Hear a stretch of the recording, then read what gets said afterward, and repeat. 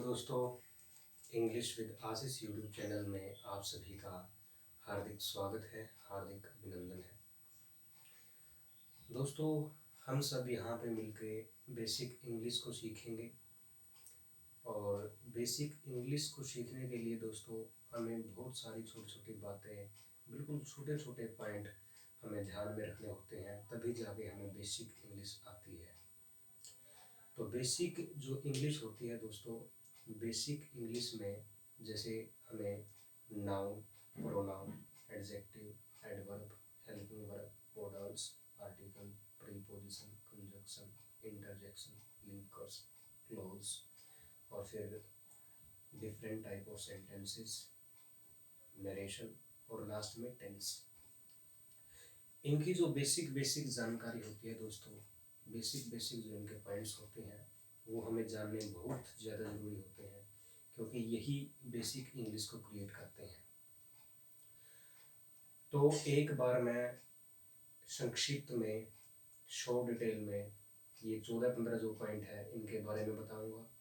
और आज जो हमारी क्लास है उसका मुख्य उद्देश्य इन्हीं 14-15 पॉइंट्स में से जो पहला पॉइंट्स है नाउन, उसको कंप्लीट करना है दोस्तों। तो आइए शुरू करते हैं। जैसे मैंने पहले एक छोटी सी क्लास ली थी, उसमें मैंने इसमें जिक्र किया था, लेकिन डिटेल में मैंने नहीं बताया था।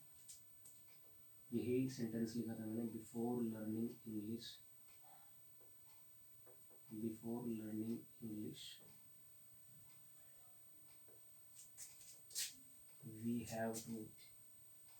we have to read or learn following points.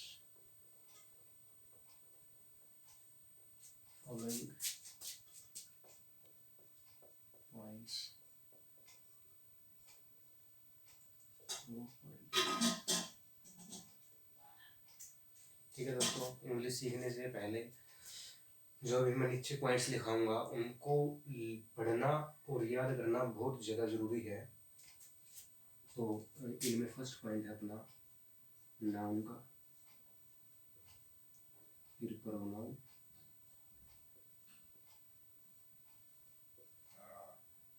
चलो प्रोनाउन के साथ में ही मैं अलग से लिख देता हूँ, टाइप्स ऑफ पर्सन्स,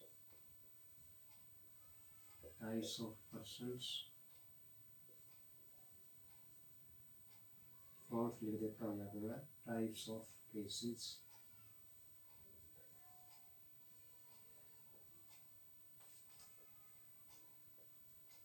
फिर आता अपना एडजेक्टिव,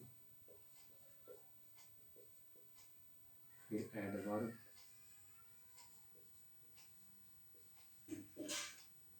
फिर हेल्पिंग वर्ब,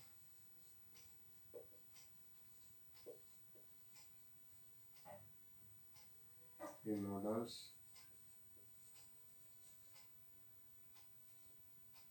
फिर प्रपोजिशंस,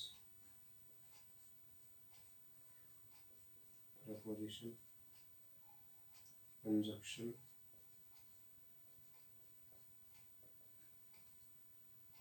लिंकर्स,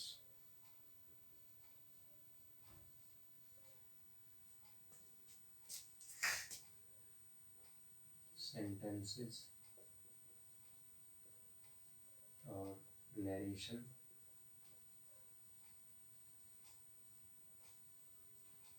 और लास्ट में टेंस।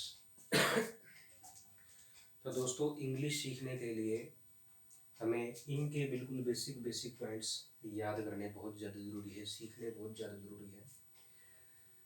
तो इनमें से हमारा पहला जो टॉपिक है नाउन, दैट इज नाउन।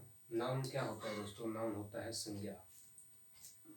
संज्ञा होता है, और इसकी हमने डेफिनेशन जैसे याद है कि किसी व्यक्ति, वस्तु, स्थान आदि के नाम को हम संज्ञा कहते हैं।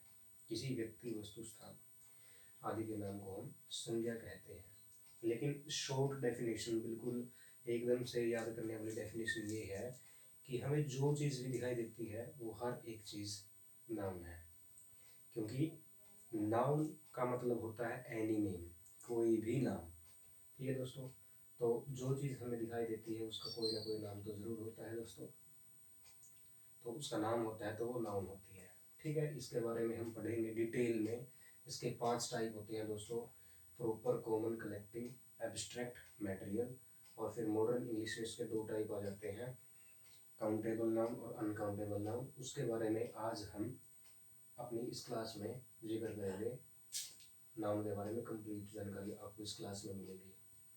उसके बाद है प्रोनाउन। प्रोनाउन का मतलब होता है सर्वनाम।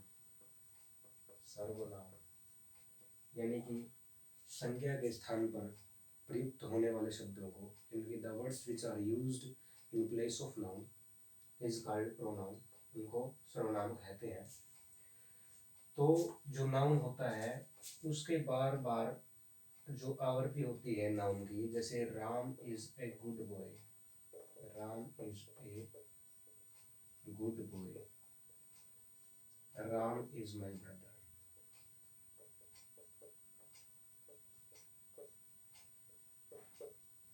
ये 2 मैंने यहाँ पे सेंटेंस लिखे।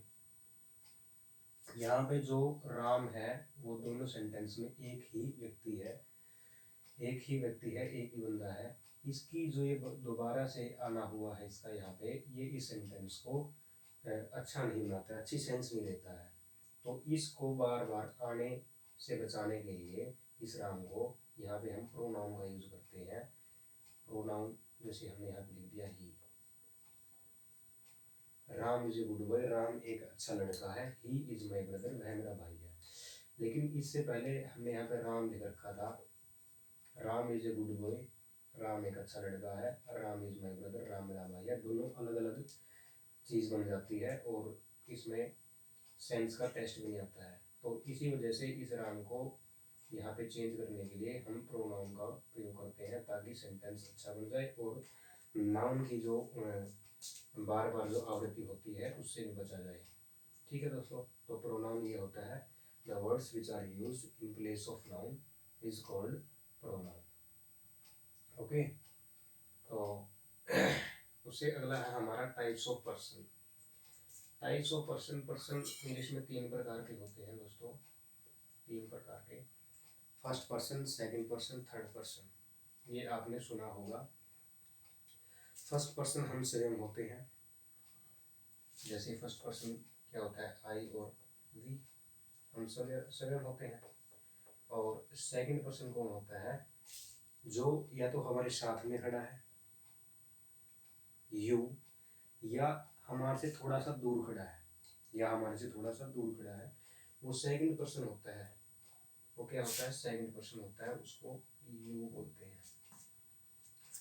और फिर जो थर्ड पर्सन होता है, इन फर्स्ट और सेकंड पर्सन को छोड़ के हर चीज दुनिया की वो थर्ड पर्सन होती है।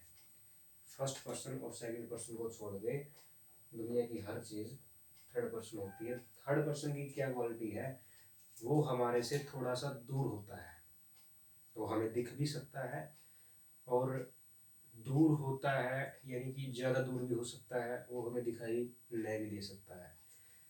लेकिन थर्ड पर्सन के बारे में आप एक छोटी सी जानकारी ये रखो, फर्स्ट और सेकंड पर्सन को छोड़ के दुनिया में जो भी चीज़ बच गई वो थर्ड पर्सन होती है। उसके बाद होते हैं केस, टाइप्स ऑफ केस। भाई केस कितने प्रकार के होते हैं, केस भी 3 प्रकार के होते हैं दोस्तों, जैसे सब्जेक्टिव केस, ऑब्जेक्टिव केस और पॉजेसिव केस।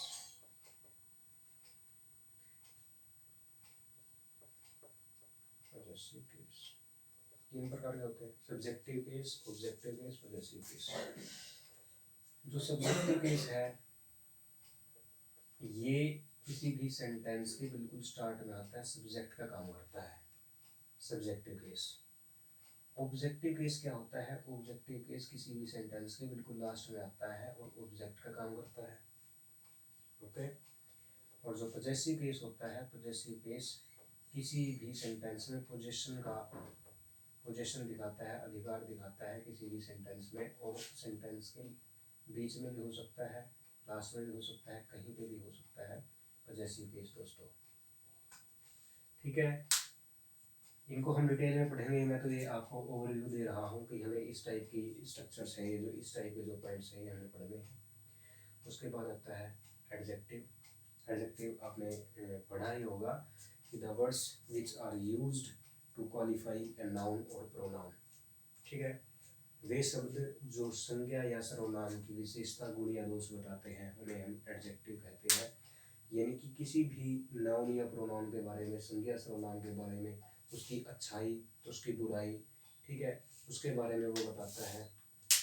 जैसे मैं लिख लेता हूँ he is a bad boy, he is a bad boy, वह एक बुरा लड़का है। इसकी बुराई के बारे में बता दिया, ईद की बुराई के बारे में क्या बता दिया कि वह बैड है, वो बुरा है। तो इसमें जो बैड है वो एडजेक्टिव है। क्या है? एडजेक्टिव है। ठीक है, यानी कि संज्ञा या सर्वनाम की जो विशेषता, गुण या दोष बताते हैं उन्हें हम क्या बताते हैं? एडजेक्टिव बोलते हैं। एडवर्ब क्या है फिर? Next topic adverb. एडवर्ब को हम हिंदी में क्रिया विशेषण बोलते हैं। क्रिया विशेषण शब्द से ही पता चल रहा है दोस्तों। क्रिया मतलब कि वर्ब और विशेषण मतलब कि एडजेक्टिव। ठीक है, यानी कि जो वर्ब की, मेन वर्ब की जो विशेषता, गुण या दोष बताते हैं उन्हें हम एडवर्ब कहते हैं।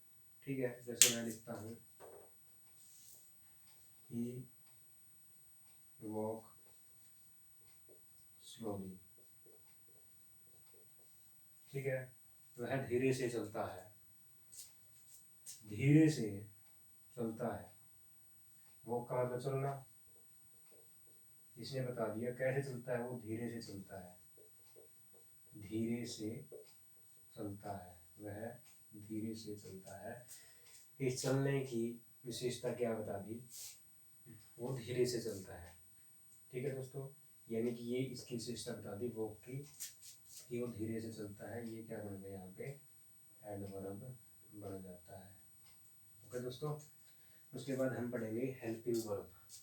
हेल्पिंग वर्ब सहायक क्रियाएं। ठीक है दोस्तों, जो किसी भी वर्ब की सहायता करती है एक कंप्लीट सेंटेंस करने के लिए और एक सेंटेंस को अच्छी सेंस देने के लिए वो उसकी हेल्प करती है। इसके बिना लगभग जो मेन वर्ब का काम है वो कंप्लीट नहीं होता है। जैसे मैंने एक सेंटेंस लिख दिया, ही प्लेइंग, वह खेल रहा। ही प्लेइंग का तो मीनिंग यही बनेगा, वह खेल रहा। तो कंप्लीट सेंस नहीं है। हेल्प किसने कर दी? हेल्पिंग वर्ब ने कर दी, ही इज प्लेइंग। इस सेंटेंस को कंप्लीट करने के लिए ही इज प्लेइंग, वह खेल रहा है। ठीक है, या फिर दे वॉचिंग टीवी, मैंने लिख दिया वो टीवी देख रहे। ठीक है, बताया है नहीं, मतलब क्या कर रहे, कंप्लीट सेंस आई नहीं। दे आर वॉचिंग आ जाएगा ना यहाँ पे, हेल्पिंग वर्ब आ गई। इसने किसकी हेल्प कर दी? मेन वर्ब की हेल्प कर दी, वॉचिंग की कर दी। दे आर वॉचिंग टीवी, वो टीवी देख रहे हैं। ओके, तो हेल्पिंग वर्ब क्या होती है? किसी भी मेन वर्ब की सहायता करती है हेल्पिंग वर्ब। मॉडल्स भी एक प्रकार की हेल्पिंग वर्ब होती है दोस्तों, ये भी सेंटेंस में हेल्प करने का काम करती है। ठीक है, जैसे हेल्पिंग वर्ब के बारे में, ये हेल्पिंग वर्ब कौन सी होती है? Is, am, are, was, were, do, does, did, has, have और हैड। उसी प्रकार से मॉडल्स में क्या होता है? Can, could, shall, should, will, would, may, might, must, ought to, dare not, need not. तो ये जो होते हैं ये मॉडल्स होते हैं। प्रेपोजिशंस क्या क्या मतलब होता है? The words which are used before a noun और pronoun. The words which are used before a noun और प्रोनाउन, वे शब्द जो संज्ञा सर्वनाम से पहले प्रयुक्त किए जाते हैं उन्हें प्रीपोजिशन कहते हैं। इसी तरीके से जो ये प्रीपोजिशन वर्ड है, इसी में ही इसका मीनिंग छुपा हुआ है। प्री मतलब पहले, पोजिशन मतलब अवस्था। इससे पहले की अवस्था नाउन और प्रोनाउन से पहले की अवस्था या नाउन या प्रोनाउन से पहले के जो वर्ड्स होते हैं उन्हें प्रीपोजिशंस कहते हैं। ठीक है दोस्तों, इसमें हम इन, एट, इनटू, एरा वगैरह एटसेट्रा, ठीक है, इनको हम प्रीपोजिशंस कहते हैं। कंजक्शन, क्या कंजक्शन, कंजक्शन का मतलब होता है को मतलब साथ में और जंक्शन मतलब जुड़ना। ठीक है, वे शब्द जो दो व्यक्तियों, दो वस्तुओं, दो स्थानों आदि चीजों को आपस में जोड़ते हैं उन्हें हम क्या बोलते हैं, कंजक्शन बोलते हैं। ठीक है, जैसे he is playing and eating, eating, eating, ठीक है, he is playing and eating, वह खेल रहा है और खा भी रहा है। ओके, दो चीजों को जोड़ दिया एंड में, तो एंड क्या है, कंजक्शन है। लिंकर्स का मतलब क्या होता है, नेक्स्ट पॉइंट हमारा है लिंकर्स। लिंकर्स का मतलब हिंदी में होता है योजक। क्या होता है, योजक। ये भी दो सेंटेंस को आपस में जोड़ते हैं और कंजक्शन भी आपस में दो सेंटेंस को जोड़ता है। तो इनमें डिफरेंस क्या है, कंजक्शन तो क्या होता है, कंजक्शन तो होता है सिंपल वर्ड। कंजक्शन तो क्या होता है दोस्तों, कंजक्शन तो होता है सिंगल वर्ड, और जो लिंकर्स होते हैं ये होता है पेयर्स में। लिंकर्स क्या होते हैं, पेयर्स में होते हैं, दोनों काम करते हैं किसी दो सेंटेंस को जोड़ना, किसी दो वस्तुओं को जोड़ना, किसी दो पर्सन्स को जोड़ना, इनका काम होता है। लेकिन कंजक्शन होता है वो सिंगल वर्ड में यूज होता है, और लिंकर्स होते हैं पेयर्स में होते हैं। जैसे लिंकर्स में क्या होता है, नीदर नॉर, ईदर और, ईदर और, not only but also, not only but also. ठीक है, इस प्रकार से ये होते हैं, पेयर में होते हैं कंजक्शन, सॉरी कंजक्शन नहीं, लिंकर्स। उसके बाद हमारा नेक्स्ट टॉपिक आता है सेंटेंस का। Sentences, different type of sentence यहाँ पे हम पढ़ने का काम करेंगे। जैसे simple sentence, interrogative sentence, exclamatory sentence, optative sentence, imperative sentence, negative sentence. Okay, इस प्रकार से हम यहाँ पे सेंटेंस पढ़ने का काम करेंगे बिल्कुल डिटेल में और बेसिक तरीके से। ओके दोस्तों, फिर हमारा आता है नरेशन। नेक्स्ट टॉपिक आता है हमारा नरेशन। नरेशन में क्या होता है, जैसे नरेशन का एक साथ में जुड़ा हुआ नाम होता है नरेटर।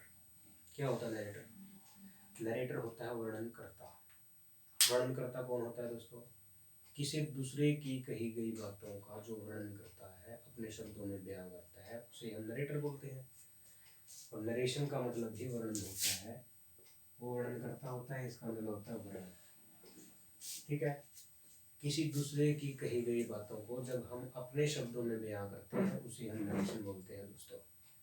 ठीक है, इसमें हम डिफरेंट टाइप्स, इसके मतलब कि सेंटेंस, जैसे सिंपल सेंटेंस में अलग रूल होते हैं, इंटरोगेटिव सेंटेंस में अलग रूल होते हैं, ठीक है, एक्सक्लेमेटरी सेंटेंस में अलग रूल होते हैं, वो इसमें पढ़ने का हम काम करेंगे नरेशन में। जब इस टॉपिक पर आ जाएंगे बिल्कुल डिटेल से हम इसको पढ़ेंगे।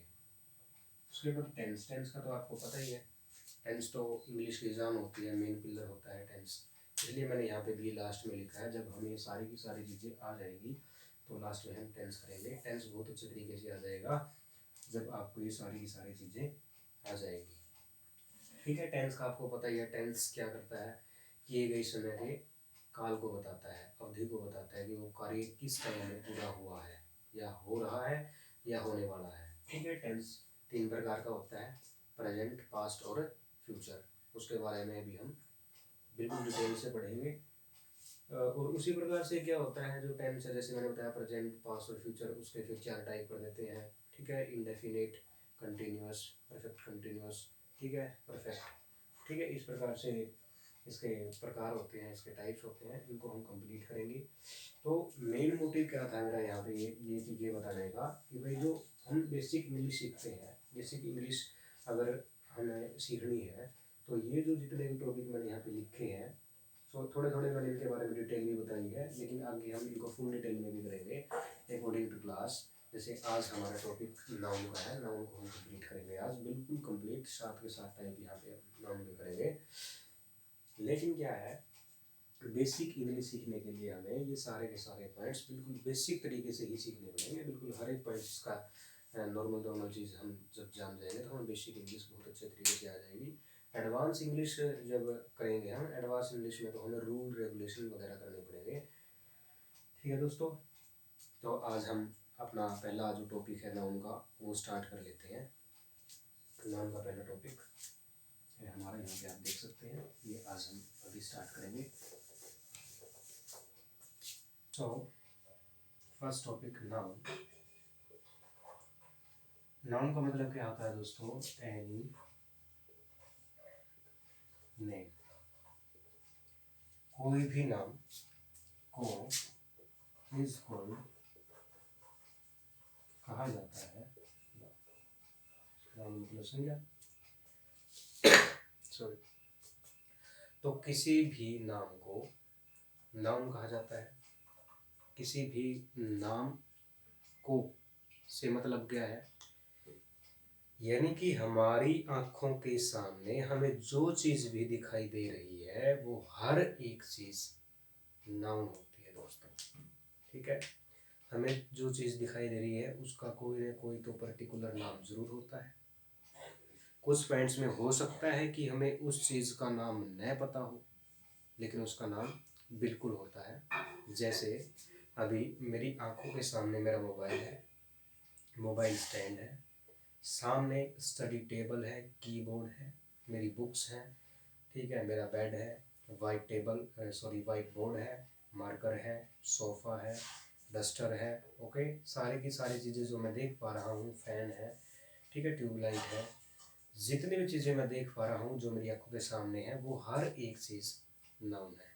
ठीक है, तो इन शॉर्ट जो हमें दिखाई दे रहा है वो हर एक चीज़ नाउन है दोस्तों। ठीक है, डेफिनेशन हमने यहाँ पे लिख रखी है, any name is called noun. ठीक है, किसी भी नाम को संज्ञा कहा जाता है। दूसरी डेफिनेशन अगर हम यहाँ पे लिखें, the words which are used to identify, वे शब्द जो प्रयोग किए जाते हैं पहचान के लिए, किसकी पहचान के लिए? एनी पर्सन, किसी व्यक्ति, एनी थिंग, कोई भी वस्तु, और प्लेस, किसी स्थान। किसी स्थान, किसी व्यक्ति, किसी वस्तु की पहचान के लिए जो वर्ड्स हम यूज करते हैं उन्हें हम नाउन बोलते हैं। और तीसरी डेफिनेशन जो बिल्कुल बहुत ज़्यादा पुरानी है, जिसे हम बचपन से 5th से 6th से हम इसको याद करते आए हैं। ठीक है, the name of any person, place, things, birds, animals, trees, vegetables, ठीक है, fruits etcetera is called as noun. यानी किसी व्यक्ति, वस्तु, स्थान, पेड़ पौधे, जीव जंतु, फल सब्जियों आदि के नाम को हम संज्ञा कहते हैं। ठीक है दोस्तों, तो संज्ञा को याद करने के लिए, नाउन को याद करने के लिए भी कौन सी संज्ञा कैसी कैसी होती है, उसके लिए हमें उसके प्रकार बना दिए, उसके टाइप्स बना दिए। ठीक है, उसकी कैटेगरी बना दी। तो कितने प्रकार की नाउन होती है दोस्तों? 5 प्रकार की नाउन होती है। तो आइए उन 5 प्रकार की नाउन को हम यहाँ पे कंप्लीट करने का काम करते हैं, बेसिक जानकारी उनके बारे में प्राप्त करने की कोशिश करते हैं। तो फर्स्ट टाइप होता है दोस्तों प्रॉपर नाउन। प्रॉपर नाउन जिसे हम हिंदी में व्यक्तिवाचक संज्ञा के नाम से जानते हैं।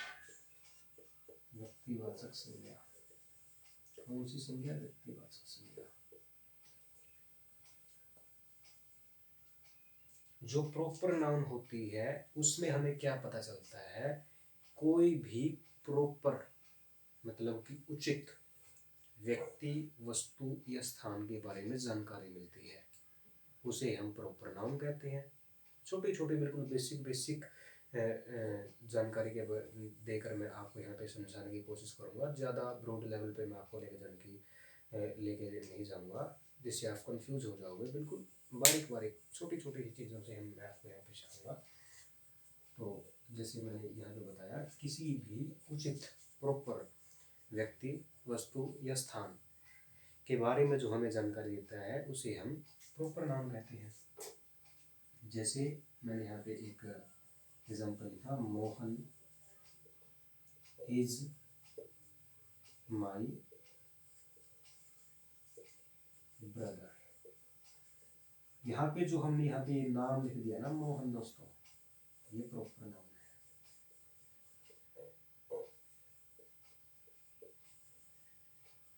हो सकता है मेरे और भी भाई हो और भी ब्रदर हो, लेकिन यहाँ पे मैंने स्पेशली मोहन का जिक्र कर लिया, मोहन का यहाँ पे मैंने वर्णन कर दिया, और इसी वजह से ये मोहन है जो प्रॉपर नाउन बन जाता है। ओके दोस्तों, यहाँ पे जैसे मैं लिख देता हूँ, the Taj Mahal, the Taj Mahal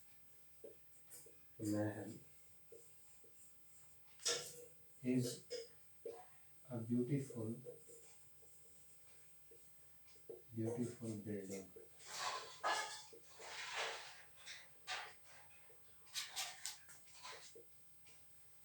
a beautiful building.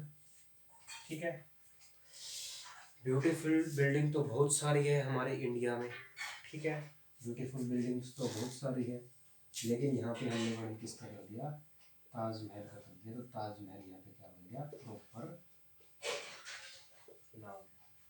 ठीक है, प्रॉपर नाउन बन गया। आई होप प्रॉपर नाउन के बारे में आपको अभी कोई डाउट नहीं होगा। प्रॉपर नाउन यानी कि किसी प्रॉपर व्यक्ति, वस्तु, स्थान के बारे में हमें यहाँ पे जानकारी मिलेगी। ठीक है, सीधा सीधा हमें इशारा मिलेगा कि हाँ इसी चीज़ के बारे में बात हो रही है, तो वो प्रॉपर नाउन होती है। दूसरी है कॉमन नाउन। कॉमन नाउन जिसको हिंदी में हम जातिवाचक संज्ञा भी बोलते हैं। इसके बारे में क्या जानकारी है, इसके बारे में ये है कि कॉमन नाउन यानी कि जातिवाचक संज्ञा, जाति यानी कि किसी भी पर्टिकुलर पर्सन, प्लेस और थिंग, जो भी चीज़ हो सकती है, उनकी पूरी की पूरी जातियों के पूरे समुदाय के बारे में ये नाउन हमें बताती है, हमें जानकारी देती है। ठीक है,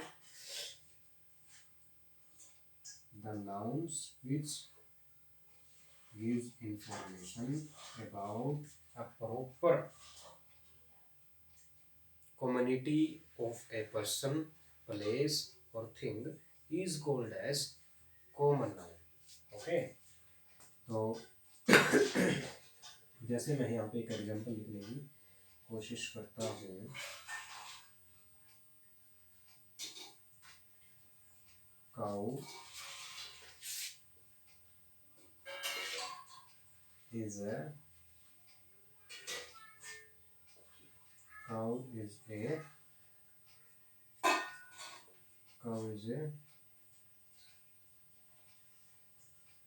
गुड एनिमल। मैं लिख देता हूँ, थोड़ी सी कोशिश की है। काऊ है जो गाय है, एक अच्छा जानवर होती है। काऊ इज ए गुड एनिमल। ठीक है, यहाँ पे काऊ है, ये जितनी भी काऊ होती है, जितनी भी गाय होती है, उन सबको यहाँ पे डिनोट कर रही है। ठीक है, तो ये क्या हो जाती है, तो ये कॉमन नाउन हो जाती है। ठीक है दोस्तों, कॉमन नाउन बन जाती है, यानी कि पूरे के पूरे समुदाय को जब एक वर्ड डिनोट करता है, संकेत करता है, उसे हम क्या बोलते हैं, कॉमन नाउन बोलते हैं, उसको जातिवाचक संज्ञा हम बोलते हैं। कॉमन नाउन और प्रॉपर नाउन, कॉमन नाउन और प्रॉपर नाउन में बहुत ज़्यादा डाउट हमारे बनते हैं। जैसे भाई I like to play games, to play games. या फिर दूसरा पॉइंट इसी में लिख देता हूँ मैं, दूसरा example, I like to play football. ठीक है, दो मैंने यहाँ पे सेंटेंस लिखे। I like to play games, यहाँ पे जो गेम है, गेम्स है, जो यहाँ पे गेम्स है, ये पूरे के पूरे गेम्स की जाति को यहाँ पे प्रदर्शित कर रहा है। यानी कि गेम्स तो बहुत सारे हो सकते हैं, होते भी हैं। ठीक है, तो वो एक जाति हो गई। यहाँ पे हमने लिख दिया football, I like to play football. यहाँ पे इन गेम्स में से हमने एक प्रॉपर नाम ले दिया। वो क्या नाम ले दिया? वो है फुटबॉल। ठीक है, तो ये प्रॉपर हो जाता है, ये हो जाता है प्रॉपर नाउन। और ये क्या था? ये था कॉमन नाउन। ठीक है, तो पूरी जाति को डिनोट कर रहा है, और ये हमने इनमें से एक नाम ले दिया प्रॉपर नाउन। ठीक है, या फिर एक और लिखता हूं मैं, all boys are intelligent.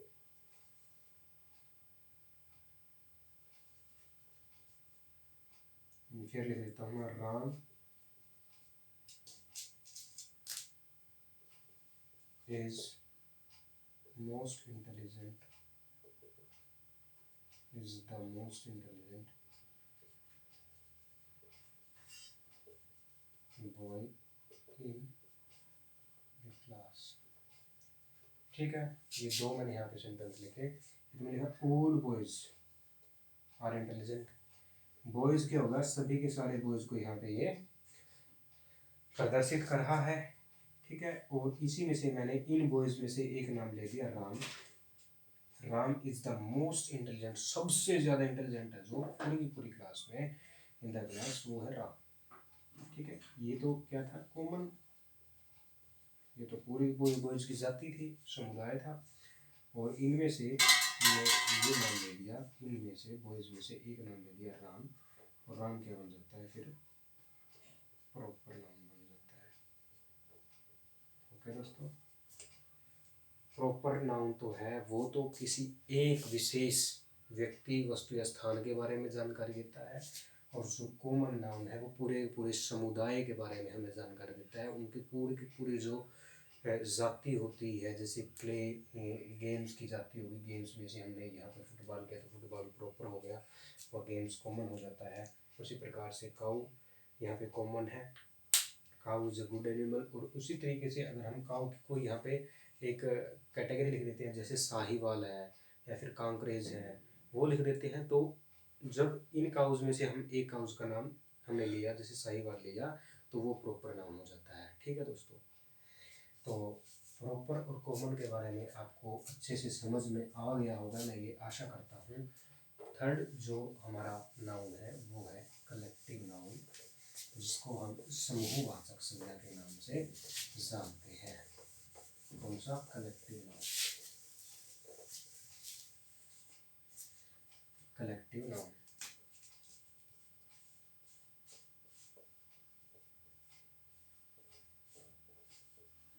Collective noun जिसको क्या बोलते हैं हिंदी में? समूह वाचक संज्ञा। यानी जिस संज्ञा से हमें किसी विशेष समूह के बारे में, ग्रुप के बारे में, ठीक है, जानकारी मिलती है, उसे हम कलेक्टिव नाउन बोलते हैं। ठीक है, समूह कैसे? जैसे लोग, जब बहुत सारे जो लोग हैं खड़े हो जाते हैं किसी न किसी पब्लिक स्थान पर, उसे हम भीड़ कहते हैं, लोगों की भीड़, क्राउड बोला जाता है उसको। जैसे कोई गेम है, उसमें खेलने वाले खिलाड़ी होते हैं, उनकी क्या होती है?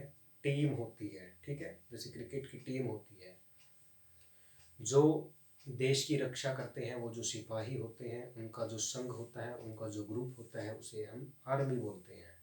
ठीक है, इसी प्रकार से जो ग्रुप्स हैं, उनको जो प्रदर्शित करती है उसे हम कलेक्टिव नाउन कहते हैं, समूहवाचक संज्ञा कहते हैं। ठीक है, मैंने आपको बता भी दिया। जैसे आर्मी क्या है? आर्मी क्या है? Group of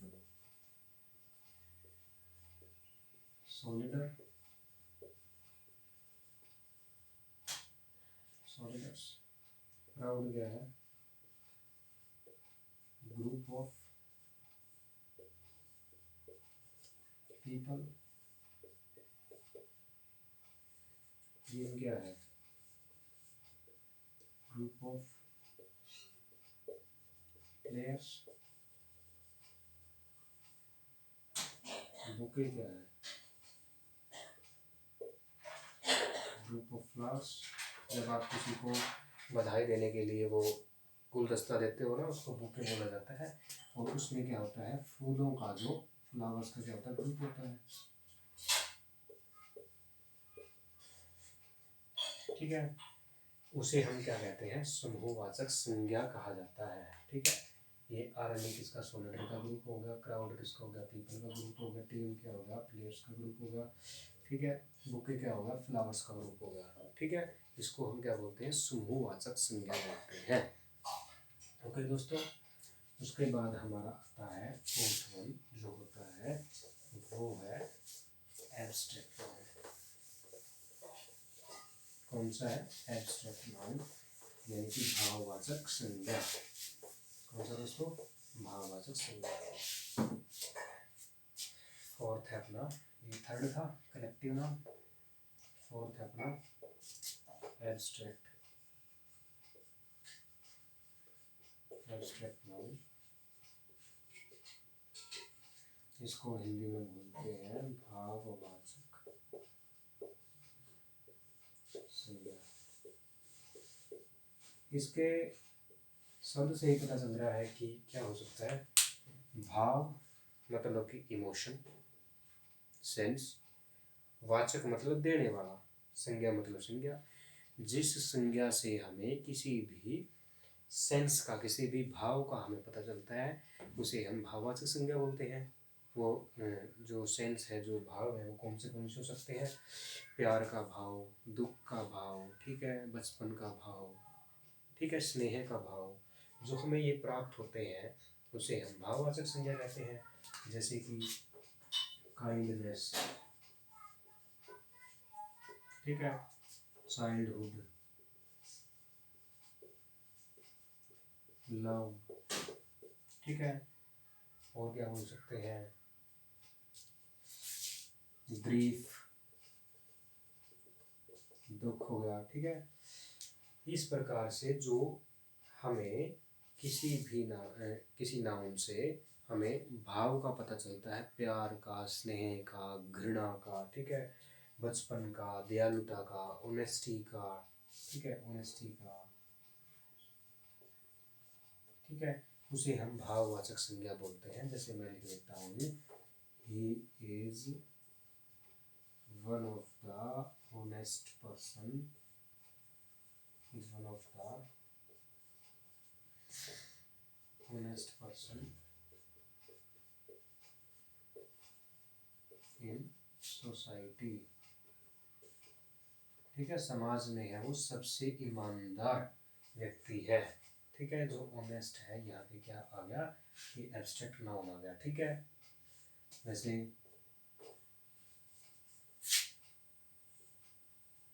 my childhood was a golden moment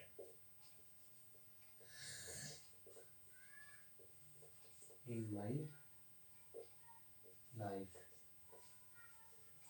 यानी कि जो बचपन था, जो मेरा बचपन था, वो मेरे लाइफ में, मेरे जीवन में एक सुनहरा अक्षण था, सुनहरा क्षण था। ठीक है, ओके। तो यहाँ पे जो चाइल्डहुड है, जो चाइल्डहुड का भाव है, जो बचपन का भाव है, हमें यहाँ से प्राप्त हुआ।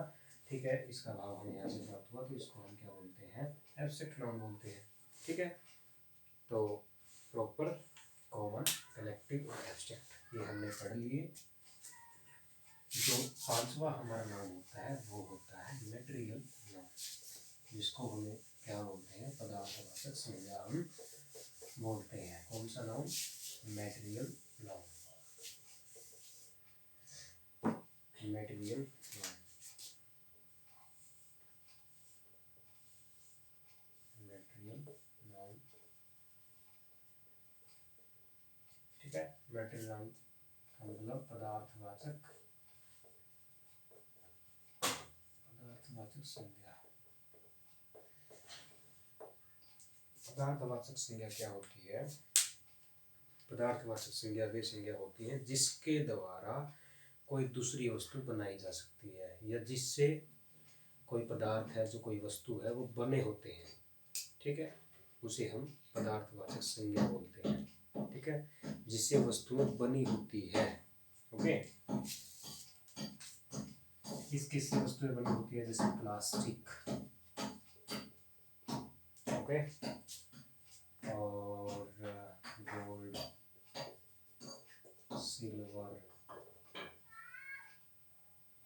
ठीक है, इस प्रकार से जो भी हो सकती है वो आप देख सकते हैं। जिस भी चीज़ से आपको लगता है कि ये चीज़ उससे बनी होती है तो उसे हम मटेरियल नाउन कहते हैं। ठीक है दोस्तों, जैसे गोल्ड से क्या बना होता है? आभूषण बनते हैं। सिल्वर से भी आभूषण बनते हैं। प्लास्टिक से जैसे चेयर्स बन सकती है, मेज बनते हैं। ठीक है, उस तरीके से जिस भी सबस्टांस से, जिस भी वस्तु से कोई दूसरी वस्तु बनी होती है या जिससे वस्तुएं बनती हैं, उसे हम क्या बोलते हैं? उसे हम मटेरियल नाउन बोलते हैं दोस्तों। ठीक है, ओके। अब मैंने क्या कहा आपको? नाउन 7 प्रकार की होती है। ठीक है, वैसे तो नॉर्मली तो 5 प्रकार की होती है, लेकिन जो 2 प्रकार की और नाउन है वो मॉडर्न इंग्लिश में आती है। वो होती है काउंटेबल नाउन और अनकाउंटेबल नाउन। ठीक है दोस्तों, काउंटेबल और अनकाउंटेबल नाउन वो होती है। काउंटेबल नाउन और दूसरी है अनकाउंटेबल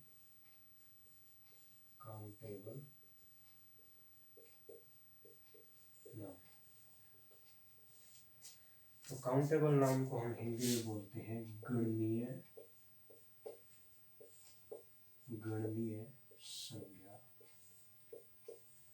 और अनकाउंटेबल नाउन को हम बोलते हैं अगणनीय संज्ञा। यानी कि काउंटेबल नाउन तो वो होती है जिसे हम गिन सकते हैं। ठीक है, जिसे हम गिन सकते हैं, और अनकाउंटेबल नाउन होती है जिसे हम गिन नहीं सकते। तो काउंटेबल नाउन में दोस्तों जो हमने 5 टाइप पढ़े हैं, उनमें से तो प्रॉपर नाउन होती है, प्रॉपर नाउन, कॉमन नाउन,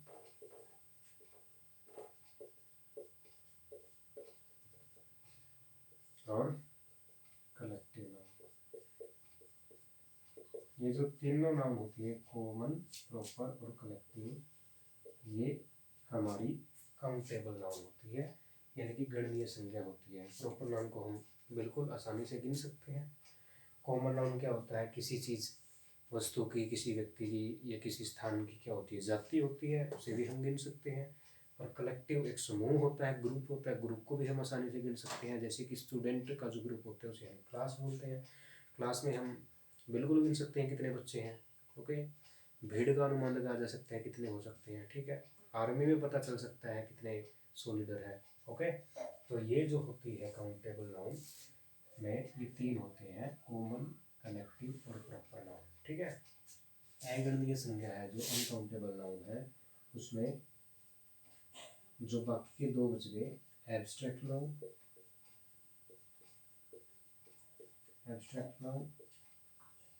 और मटेरियल नाउन।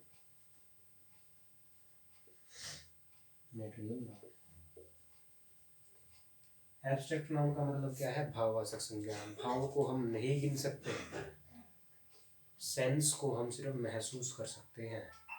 ठीक है, हम इसको गिन नहीं सकते।